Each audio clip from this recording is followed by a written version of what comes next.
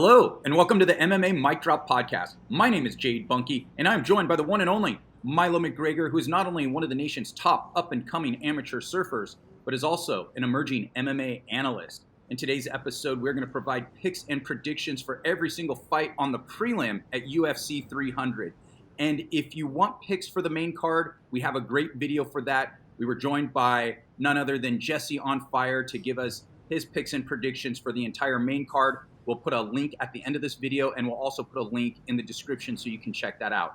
But let's talk about the prelims. Milo, the prelims at UFC 300, it's absolutely stacked. It's nuts. If I look at in terms of just prelims, it's the best set of prelims I've ever seen for a UFC card. What are your general thoughts on the prelims? Sure. We're just talking about the prelims. I mean, it could be a main card. So yeah, I mean that tells you. Yeah, it's funny. Yeah, you could take any 5 fights from there and create a main card, and it would be an absolutely stacked main card. I mean, it is absolutely incredible. So here's what we're going to do. We're going to give picks and predictions. We're going to then go to our segments, Kicking It with Milo and Kook of the Week, before we conclude. So first up, we have Jiri Prochazka versus Aleksandar Rakic. Milo, you want to go first, or you want me to go first? I think you should go first. I want to hear what you want to say. Okay. So, this is a crazy card, or this is a crazy fight for a prelim fight. Jiri Prochazka is only one fight removed from being champ. His only loss his only recent loss was to Alex Pereira, where he was finished by a questionable stoppage by the ref. I think that fight could have went on a little bit longer. Who knows if it would have turned out any differently? But before that, he won 13 in a row. And I don't think he's fallen off at all. I think this is a really good matchup for him. He has absolutely incredible power. If you look at his record, he has 29 wins, 28 of which come by finish, and 25 of those come by either TKO or knockout, which is absolutely insane. He's a very unusual striker. He has unusual movements. Like I said, he has some elite level power, but he also has an all-around game.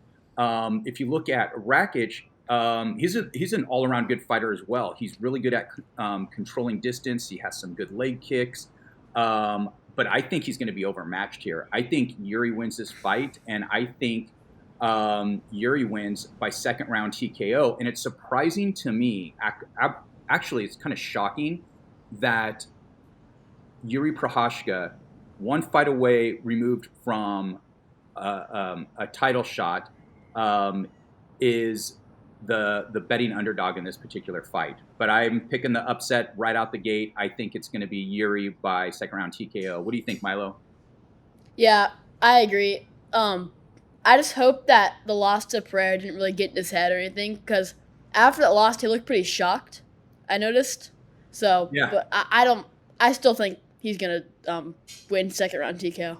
You think so as well? So do you think that his meditating in the mountains by himself will clear his head of any of the cobwebs and clear his mind so he'll have the appropriate mindset to move forward? I hope so, yeah. Yeah, well, you know what's interesting, because you do question people coming off a knockout loss, but his knockout loss, I don't think it was the devastating type of knockout that can alter a career. We're going to talk about Bobby Green pretty soon. That type of knockout loss where he took a lot of hits, way beyond, he was hit way too many times. The fight should have been called earlier. It's not one of those scenarios. This stoppage was actually, I thought, a little too early. And so I think he'll be fine from that, although it's a reasonable question to ask yourself about that.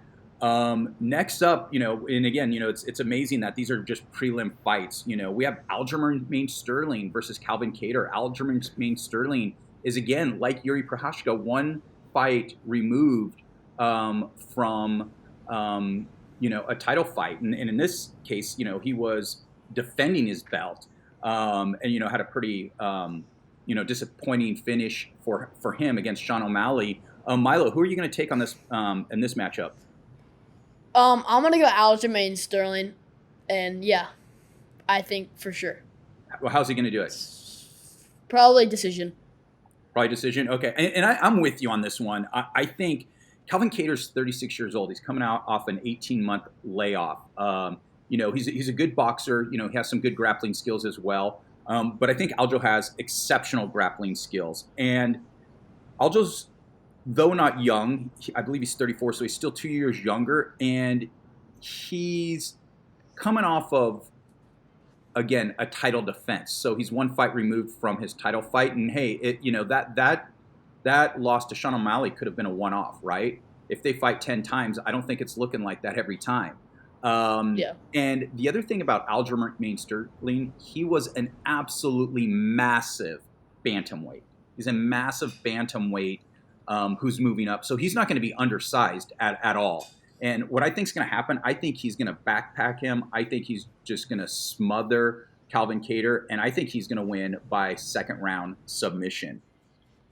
All right. Yeah, Milo, can you read off who's next up? Next we have Holly Holmes versus Kayla Harrison. So I love this matchup, and I know this matchup got a little bit of heat, when it was announced, and I think that was because people were expecting something bigger. But I mean, think about it. Kayla Harrison is a 2-time gold medalist at the Olympics in judo. She is absolutely insane. She was the best female fighter over in the PFL. Holly Holm, a decorated boxer, as well as a mixed as also an MMA practitioner now. She does have a complete game. The problem though is Holly Holm is 42 years old, and I believe Kayla Harrison is 33 years old. It's when you're giving up 10 years in age, it's different if you're 23 and the other person is 33 or 32 or something like that. But when you're 42, you're going to start to fade. And we have seen that Holly Holm has looked a little bit slower. What is interesting, though, is that she can still bring it. She's, as I said, she's, such an elite level striker. And, that's not going to leave her. But her timing is going to leave her a bit. And she's going to be the smaller woman. Kayla Harrison is huge. She's coming down 2 weight classes. And this is, I think, really what the fight hinges upon. Kayla is, I think she's going to make weight. Look, I don't think there's any question in my mind that she's going to make weight. But what is she going to look like when she makes weight? She last fought at 150. She's coming all the way down to 135. She might be absolutely drained and may have 1 round in her. I don't know, but I think that's, that's going to be the thing. Holly Holm, you got to look, well, she's 42. How much is that going to, be problematic? To what extent is that going to play a role? Can Holly Holm survive the early onslaught, make it take her into deep waters in the second and third rounds where Kayla Harrison might gas? And I don't think that's going to happen. I think Kayla Harrison, she's going to close the distance. I think she's going to utilize her judo background. She's going to clinch. She's going to hip toss her right to the ground, or maybe some sort of trip, get her on the ground. She's going to completely control it on the ground. I think she's going to smother her. I think she's going to wear her down in the first round. I think she's going to finish it early in the second round. Give me Kayla Harrison by second round submission. What do you think? Yeah, I agree. I don't think she's going to make it past the first round. Probably really? Okay. First round submission. Is it because of the age discrepancy? Yeah. There's the age discrepancy, and there's also the size discrepancy. Well, Harrison is huge. She's so much bigger too. All right, next up, Sodiq Yusuff versus Diego Lopes. Sodiq, I'm just trying to read here, 13-3. Diego Lopes. I'm sorry, it's not Lopes, it's Lopez. I still call him Diego Lopes from the first time ESPN introduced him as Diego Lopes. It's Diego Lopez. This is my favorite fight on the prelims. This is absolutely insane. Both of these guys have a ton of potential. Sodiq Yusuff is already ranked, and let me. Can you check his rank? Can you check their rankings in ages? And while I'll tell you, while I'll give you my breakdown, Yusuff has. Oh, go ahead. No, go ahead, please. No, just keep going. Oh, Yusuff, no, keep going, keep going. all right. Yeah, Yusuff has a ton of power. He can finish you pretty easily, but one of the problems is his gas tank. We saw what happened in his last fight when he had a older fighter in a world of trouble, almost finished the fight, a clear 10-8 round, but ended up losing. You move over to Lopes. He's an elite level grappler. His first fight in the UFC was against Movsar Evloev, and he came in on days' notice, had Evloev in all sorts of trouble.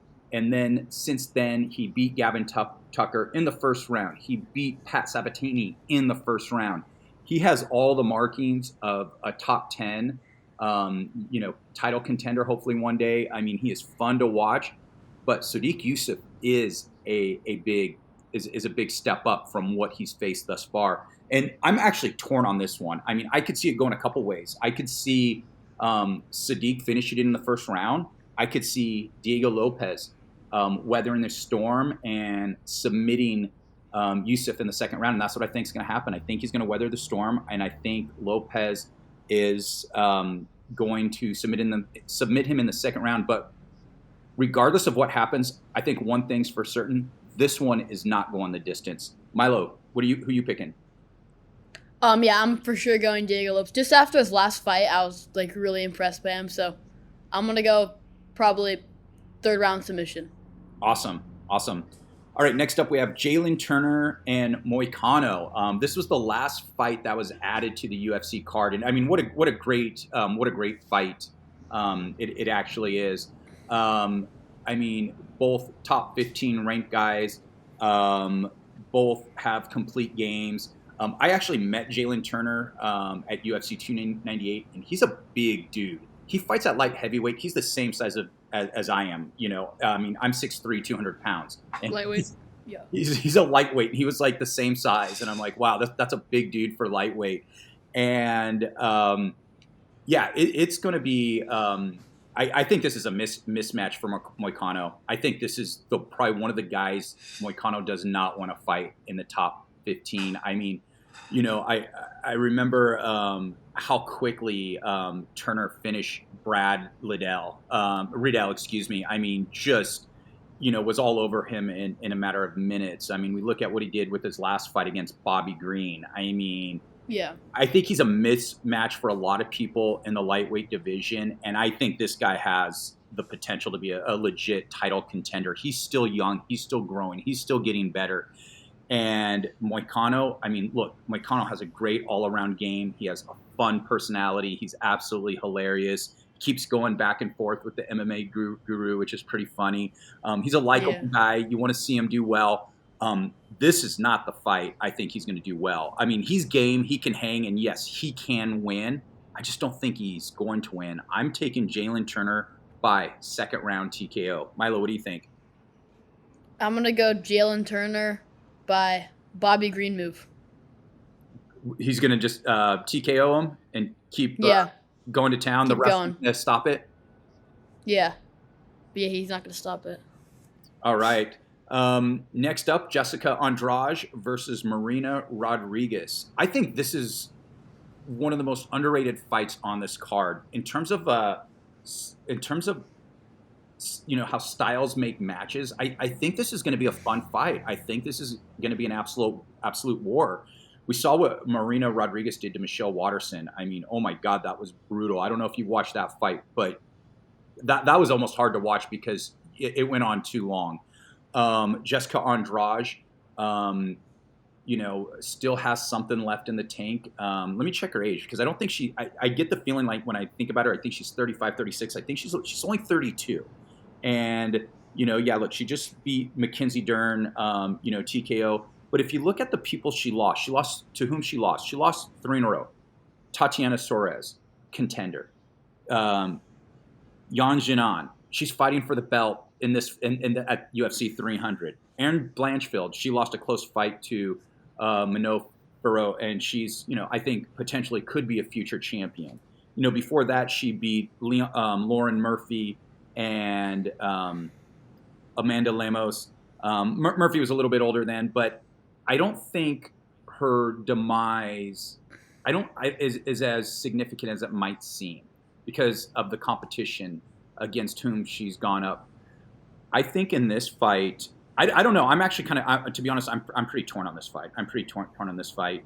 I'm kind of going back and forth, but I'm kind of just looking. And again, Marina Rodriguez, the fact that she's 36 years old, I think is a problem. Give me Jessica Andrade in one of the more exciting and unexpected fights of the early prelims by decision. What do you think? I'm gonna go the opposite. I'm gonna go Marina Rodriguez by decision. Any reason why?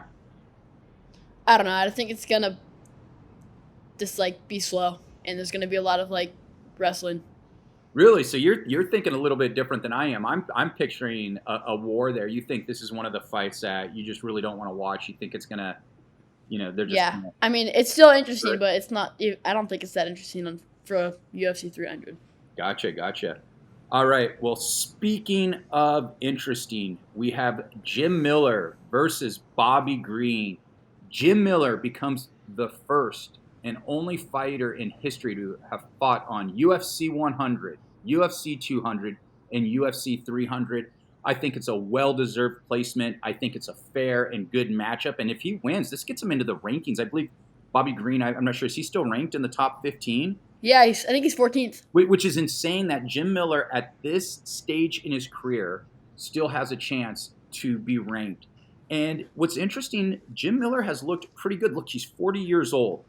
And he's won, 2 in a row. Maybe not against the best competition, but he's won. Let me just look at it. He's won 5 out of 6, which is absolutely remarkable. And the question that you have about Bobby Green is he going to be able to take a punch after that beating he took by Jaylen Turner, right? Because it wasn't just, that he knocked him out. I mean, he landed some vicious punches at a point after which the fight should have been stopped. He took a lot of damage, and that was not that long ago.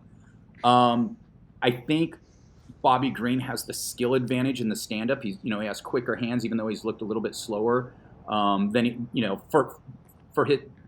when you compare him to himself, to his earlier self. He looks a little bit slower, just slightly slower. He's still pretty quick. He's got those quick hands. And he's going to have the speed advantage. But I don't know. There's something about this that tells me Jim Miller is going to catch him sometime. He's going to hurt him. And when he does, he's going to take his back and he's going to choke him out. Give me Jim Miller, 3rd round submission. Oh, yeah, I'm going to go Jim Miller with you. I think it's going to go probably 2nd round TKO. 2nd round? Wow, okay. You think that chin is gone on Bobby Green after the last beating? Yeah. Yeah, and let me check Bobby Green's age because, look, he's 37. He's not young either, so it's not, Jim Miller's matched up against a 32-year-old or a 33-year-old. 37, is pretty old in MMA. And Jim Miller in his last fight looked like he was putting together good combos, throwing a decent amount of volume. I mean, he did not look like a 40-year-old, even though he didn't demonstrate the type of speed that Bobby Green has. Yeah, I could see him catching him at some point. Plus, Bobby Green keeps his team really low. Yeah. Now, opening the fight card, opening the prelims, it's Deiveson Figueiredo versus Cody Garbrandt. Now, what's interesting, Dana White said when you see the first prelim of the night, you're going to be shocked. It's and I think when now that all the dust is settled, yeah, he might have been right because this is a pretty shocking fight to start, a prelim, to start a prelim with. I mean, Cody Garbrandt, former champ, Deiveson Figueiredo, a former champ, and and his move up, to bantamweight looked good. I mean, he looked good against Rob Font. He looked really good. He looked fresh. In the later rounds, he had good movement. His power translated, and both fighters are a little bit older. I think this is a fun matchup, and I'm just kind of just taking a look here. 36 years old, 22-3, 9 knockouts, 8 submissions, which is pretty crazy, because most of those came at a lower weight, to be able to generate that much power in those at those weight classes. But Cody Garbrandt, despite his last 2 wins, it's been against pretty low level competition compared to where he's been. Now, what's interesting though is he's only 32 years old. So he's much younger. He's fallen off to such an extent you would think he's he's much older. This is actually kind of interesting, and I'm just taking a look right now. I mean, he's won his last 2. He lost 2 before that, so yeah, it's interesting. I mean, is he having a bit of a rebirth here? I don't know. I don't think so. I think Deiveson Figueiredo looks legit at bantamweight based on his performance against Rob Font, and I think he's going to handle Cody Garbrandt. Give me Figueiredo by second round TKO. I'm gonna go. I'm gonna have to go Cody Garbrandt by third round TKO. Think he's going to catch him? Yeah, I think so. Yeah, I feel like he's like that. He's really good at catching people's chins. Yeah, I mean, he's got that power. I mean, because out of his 14 wins, 11 of which came by knockout, right? So he's got power. Yeah. He's got great power, and that could definitely happen. And Figueiredo is a little bit older, right? So, yeah, we will see. Yeah, it's a fascinating card. It's absolutely stacked. We'll put a link to the main card picks, but before you go, there's 2 more things we're going to do. We're going to do Kicking It with Milo, and then we're going to do Kook of the Week. So, Kook of the Week. Yeah, so let's start with Kicking It with Milo. Milo, you are still in Hawaii. Tell me how it's going in Hawaii. Pretty sunburnt, and the waves are pretty fun today. I surfed Rocky Point, and it was pretty fun. I surfed with my dad, and I got dry docked on the reef. I was just laying on the reef because I got destroyed, and it was fun. Yeah. Did you? Was it on a right? Yeah, I was on a right. I went into this little rock area, and I did a turn, and I kicked out of the wave, and it was just 1 foot deep, and there was 5 foot waves coming towards me. No, it was crazy. Yeah, it was crazy. I've told your dad that I was surfing Rocky. I was surfing Rocky Point, and I was going left most of the time, and I caught a right, and surfed it, kind of just hopped over, and I was done. And the next thing I know, I'm in shin deep of water. Yeah. And, I couldn't jump over the waves that were coming. And I'm like, oh my God, it was so treacherous there. So yeah, it's scary. Yeah. Thankfully, it wasn't a big day when I surfed it because I would have been completely worked on destroyed. that reef. It's so shallow there, particularly sharp. Yeah, particularly on the right. Yeah. Awesome. And when do you come back? I come back in 2 days. Okay. So I think the 11th. I don't know. Yeah. Awesome. And what was your favorite wave that you surfed while you're there? Oh, Lani Kea's. That wave was really good. Yeah. It was really big. Yeah. Yeah, your dad said you're getting that triple overhead? Yeah, it was massive. It was crazy. So triple over on head, what is that for your dad? What is that for you? 5 times overhead? Yeah, something like that. Awesome. Maybe 6 times. 6 times, wow. So you were getting a lot of turns, long waves? Yeah, super long waves. It was super cool. Awesome. Yeah. Awesome. Well, we'll see you back here in a couple of days. And then our last segment is Kook of the Week. Milo, you said you had a good Kook of the Week, so let me hear it. The Kook of the Week is my dad, because he wouldn't jump off the cliff. Because me and my sister, my sister and my mom jumped off a cliff, and my dad didn't do it. Wow, that is terrible. Your dad. He's behind me. He's behind me getting mad right now. He's the absolute worst. He's getting old and useless. Yeah. And I think he deserves to be the Kook of the Week for not jumping off, for not going cliff diving when you and your little sister, your younger sister, by the way, and your mom jumped off, and he was too scared. Yeah. Awesome. That's right. My Kook of the Week is Walter Walker. That's Johnny Walker's brother, who has a pretty impressive skill set to a certain extent. And for some reason, he kept trying to exchange punches in his last fight when he could have taken the fight to the ground at any time he wanted. Whenever he took a takedown, he was able to secure it pretty easily and control for most of the time. I think he would have won the fight if he made better decisions by shooting for takedowns frequently and early into each round. I think he would have won that fight. So here's my Kook of the Week for making bad decisions. That's all we have. Here's the link for UFC 300. for the entire main card. Please like, subscribe, comment below. Let us know what your picks are. And Milo, do you have a last word? Drop the mic. We're out.